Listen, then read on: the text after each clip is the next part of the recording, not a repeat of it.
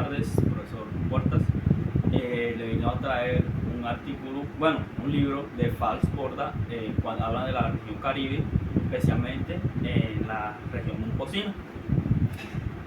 Esto se abarca en la región de Mompós, abarcando lo que son las colonias, específicamente en las épocas de las colonias, cuando estaban los conquistadores españoles, cuando estaban los españoles, todo ese boom que se generó, ese asentamiento de población, y cómo fueron, y yo les voy a hablar de cómo fueron todo este orden jerárquico, de todo este orden que hubo en ese momento. Voy a hablarles sobre esto. Resulta y pasa que antes, en esta época de las colonias, esta jerarquía iba ligada a lo que es el linaje, que son clases más altas, obviamente por el linaje, por su color de piel, por su descendencia, y las personas más humildes eran aquellos ambos que eran mestizos, personas de color, indígenas y negros. Hay que resaltar que en este tiempo, como era de colonia, era muy difícil lo que es posicionarse de un buen mandato, o sea, una buena posición jerárquica en esta época. Entonces Fals Borda menciona que a pesar de esto se podía romper con esta jerarquía y ascender en su posición. ¿Cómo se pudo hacer esto? ¿O cómo se hacía? Fals Borda nos menciona que uno de los principales órdenes jerárquicos para subir era lo que era los militares, o sea, los soldados prácticamente. Estos soldados que eran zambos prácticamente, en su mayoría, ellos entraban, ganaban un prestigio, ganaban una posición y obviamente subían en el orden jerárquico. ¿Qué pasaba con esto? Ya cuando en este periodo no había tantas guerras y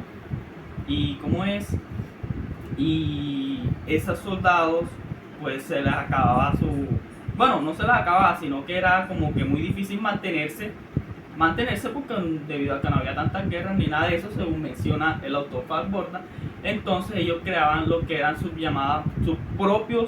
autodenominaban sus propios jefes, y eran lo que eran llamados los caudillos.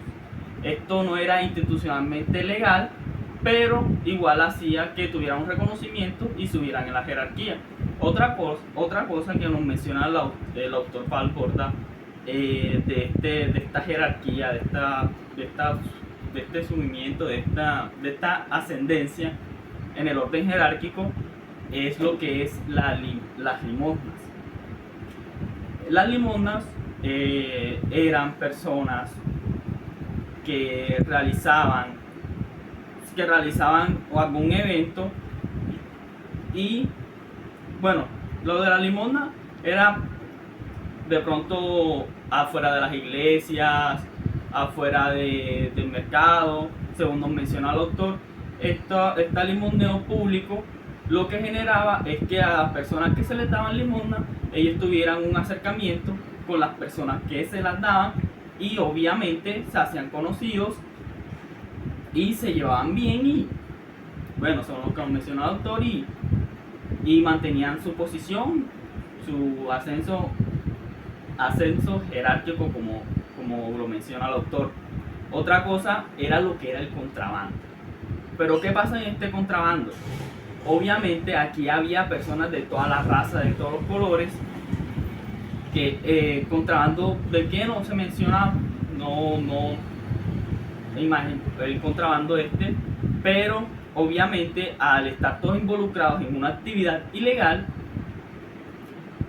todos se tenían que quedar callados, y obviamente esto lo que hacía era que estas personas se acercaran, se conocieran y pues tuvieran un orden, un ascenso, por así decirlo, ya como están ganando plata, y tenían que quedarse callados con las personas que se conocían, que están en ese mismo contrabando, ascendían jerárquicamente.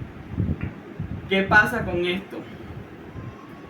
Esto es igual como siempre se menciona, siempre lo hemos escuchado, y yo, por ejemplo, esto no me parece a mí nada nuevo, sino que ya lo había visto como de pronto en las telenovelas, como por ejemplo en La Pola. ¿Qué pasó en La Pola? En La Pola mostraban esa época colonial donde tanto negros, indígenas, mulatos, y mostraban literalmente hasta el contrabando, y los militares, morenos, negros, indígenas, lo que sea, que ingresaban al servicio militar, como ellos estaban obteniendo un ascenso jerárquico. Continuando, me faltó aclarar un poco lo que fue lo que yo llamé los que subían en el orden jerárquico de los militares. Es que yo dije pasadamente que ellos eran muy escasos porque no había guerra. No quise decir eso, sino que es porque los servicios militares preferían llevar personas profesionales porque estaban lo que eran estas guerras de independencia en ese momento.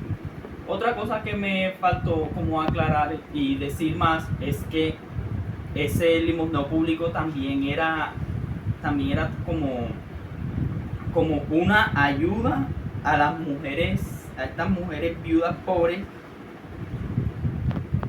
Y también lo que es en ese limosneo público, entonces ellos ayudaban a las mujeres viudas, sí, las ayudaban, aunque estas acciones podían reforzar simbólicamente el poder señorial, también se hacían para llevar a cabo, mitigar desigualdades y crear lo que son estos lazos entre estas personas. Otra cosa más que me faltó añadir es que Fats Borda nos menciona también esa mentalidad costeña, la mentalidad costeña dentro de ese orden jerárquico, dentro de ese ascenso. ¿Qué pasaba con esta mentalidad costeña? Estos eran un poco más flexibles, un poco más relajados, como por así decirlo.